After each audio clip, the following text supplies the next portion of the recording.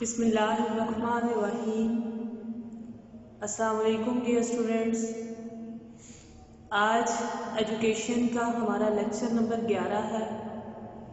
ہم سبق نمبر 1 پڑھ رہے ہیں جس کا عنوان ہے برصغیر میں مسلمانوں کی تعلیم۔ اس کے حوالے سے ہم نے تعلیم کے آغاز کے حوالے سے پڑھا، عہد نبوی صلی اللہ علیہ وآلہ وسلم میں تعلیم، ان کے بعد کے دور میں خلفاء اور سلاطین کے ادوار پڑھے، اور مختلف مسلم مفکرین جو ہیں ان کی تعلیمی خدمات ہم نے پڑھی۔ آج کا ہمارا جو ٹاپک ہے وہ ہے مسلمانوں کی آمد کے وقت برصغیر کی تعلیمی حالت۔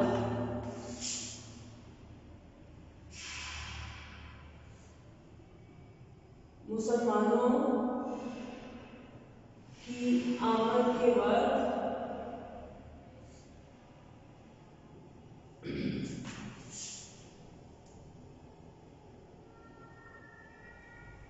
برصغیر کی تعلیمی حالت۔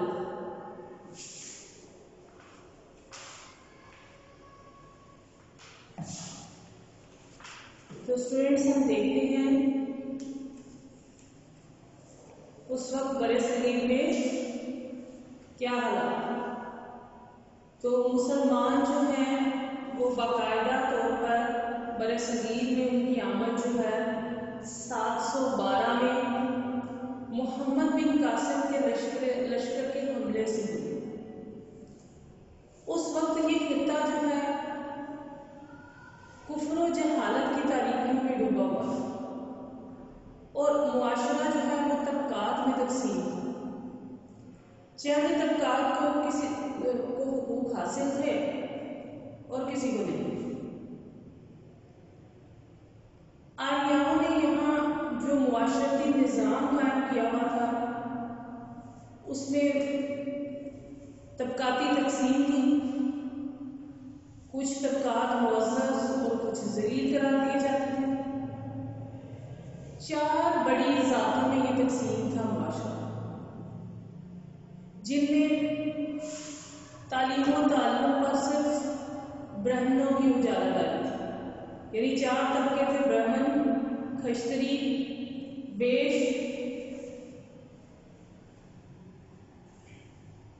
اور شودر۔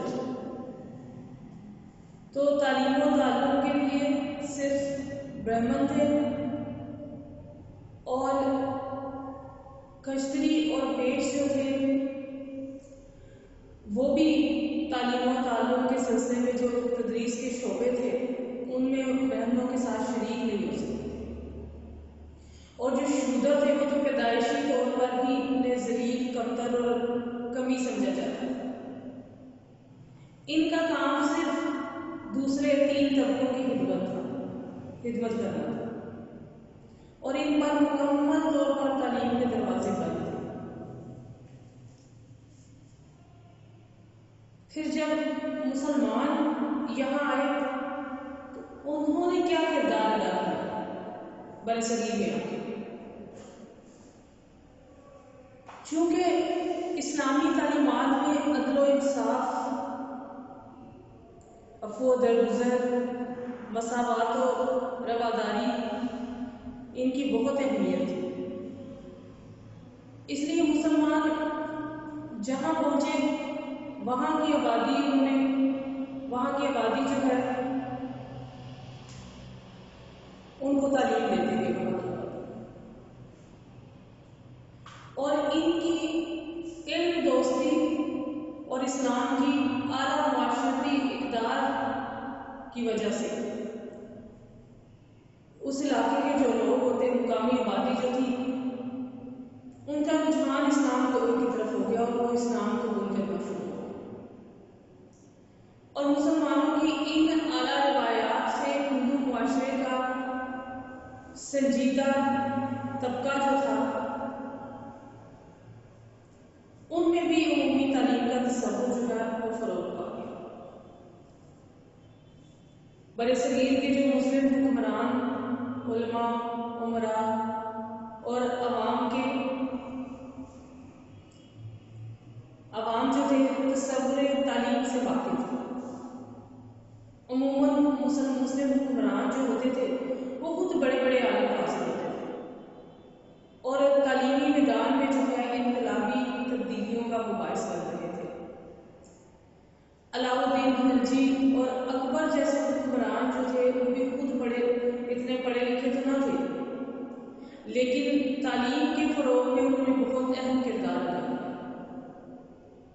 انہوں نے تعلیم کی اشاعت کے لیے، تعلیم کو عام کرنے کے لیے بے شمار مساجد اور مدارس جو ہیں وہ قائم کیے، اور اساتذہ اور طلباء کے لیے انہوں نے وظائف مقرر کیے، انہیں اسکالرشپس دی۔ مدارس اور مکاتب کے لیے وسیع اور بہت زیادہ اپنی جاگیریں جو ہے اس کے لیے وقف کر دی، اور ہر ممکن حد تک تعلیمی سہولیات فراہم کرنے کی کوشش کی۔ اور اس سے کیا ہوا کہ صدیوں سے جہالت کی تاریکی میں جو ڈوبے ہوئے تھے، جو علاقہ برصغیر کا ڈوبا ہوا تھا، وہاں ہر طرف جو ہے علم کا اجالا ہوا، علم کی روشنی پھیل گئی۔ اب ہم برصغیر کے اسلامی نظام تعلیم کے جو نمایاں پہلو ہیں ہم وہ دیکھتے ہیں، یعنی مقاصد تعلیم جو تھے برصغیر۔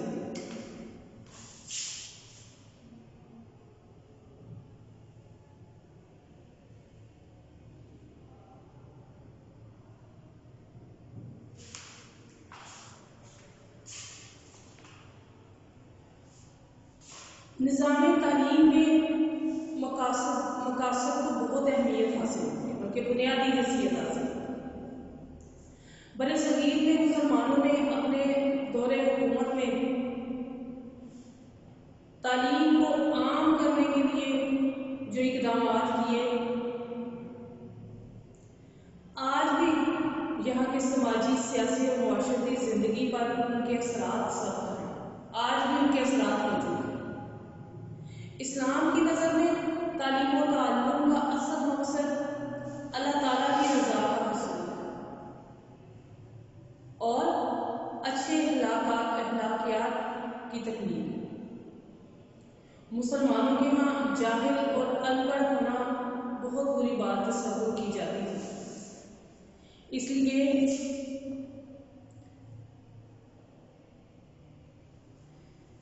حکمرانوں، وزیروں، امیروں، علماء اور عوام سبھی کو کسی نہ کسی انداز میں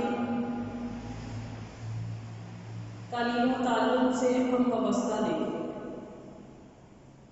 تو ہم ان میں سے چند مقاصد کا یہاں ذکر کرتے ہیں کہ برصغیر میں اسلامی نظام تعلیم میں جو ہیں وہ کیا مقاصد تھے۔ ان میں سب سے پہلا جو مقصد تھا برصغیر کے اسلامی نظام تعلیم، برصغیر کے اسلامی نظام تعلیم، وہ تھا رضائے الہی کا حصول۔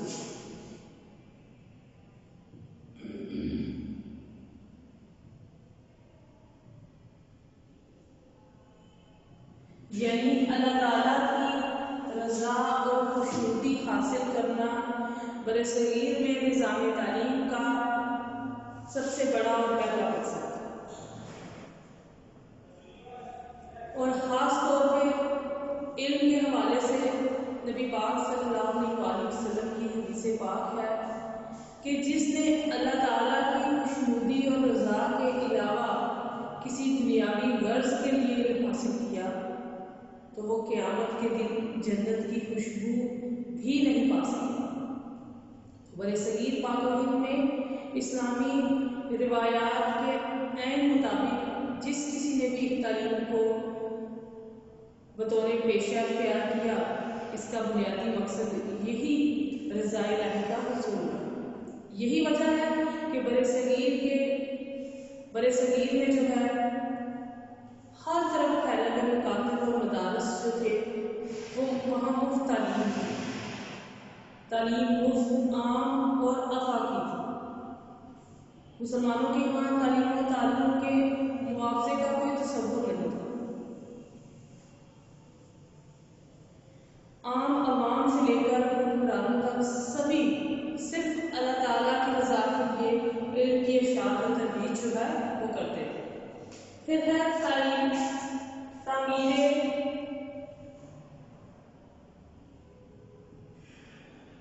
سیرت و کردار۔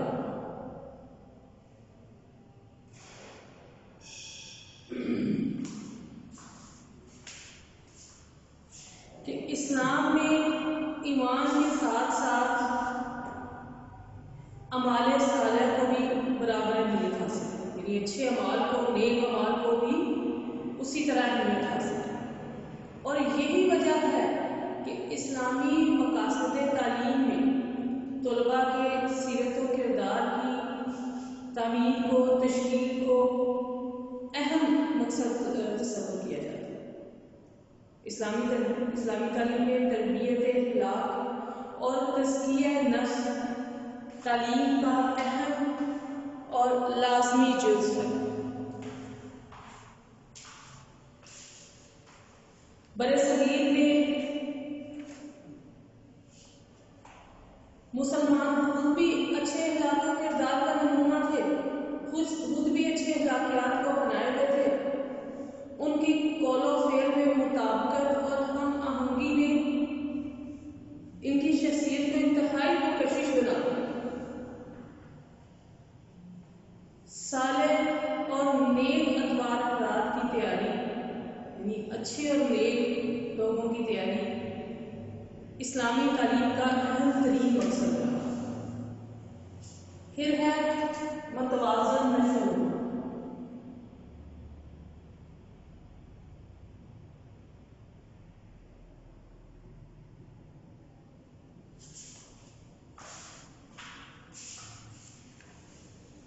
کہ تعلیم انسانی زندگی کے تمام پہلوؤں کی متوازن نشو و نما کا عمل ہے۔ برصغیر کے اسلامی مدارس میں طلباء کی ہر طرح سے، ہر پہلو سے نشو و نما کا بہت زیادہ خیال رکھا جاتا ہے، اور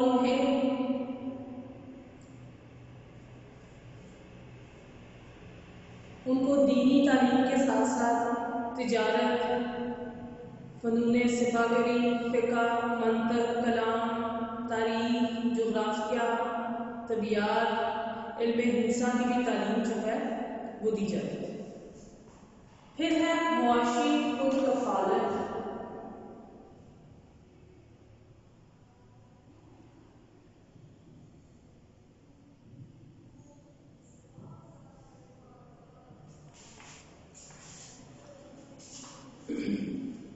کہ اسلامی نظام تعلیم میں عملی زندگی میں روزی کمانے کی اہلیت اور معاشی خود کفالت کو خاص اہمیت حاصل ہے۔ یہی وجہ ہے کہ برصغیر کے نظام تعلیم میں ایسے علوم و فنون شامل کیے گئے تھے کہ جن کو حاصل کر کے طلباء جو ہیں جب پریکٹیکل لائف کی طرف جائیں تو وہ انڈیپینڈنٹ ہو جائیں اور معاشی خود کفالت کے ضامن سمجھے جائیں۔ ان میں خطاطی تھی، کتابت اور جلد سازی وغیرہ، اور اس کے علاوہ فنی تعلیم کے مراکز بھی بہت زیادہ، اور پھر کاریگروں کی ورک شاپس بھی جگہ جگہ موجود تھی۔ اس کے بعد آ جاتا ہے منصب خلافت۔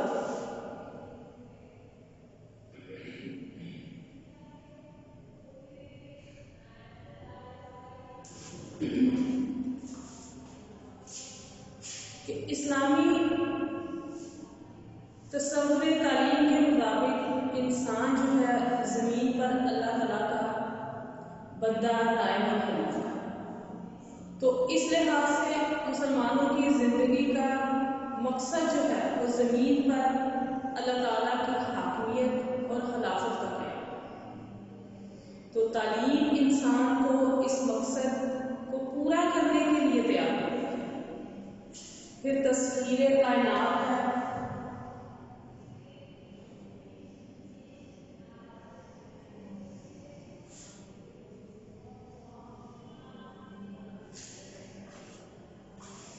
کہ تعلیم کا ایک اہم مقصد انسان کو اس قابل بنانا ہے کہ وہ فطرت کی قوتوں اور پوشیدہ ذرائع جو ہیں ان کو اپنی بھلائی کے لیے استعمال کرے۔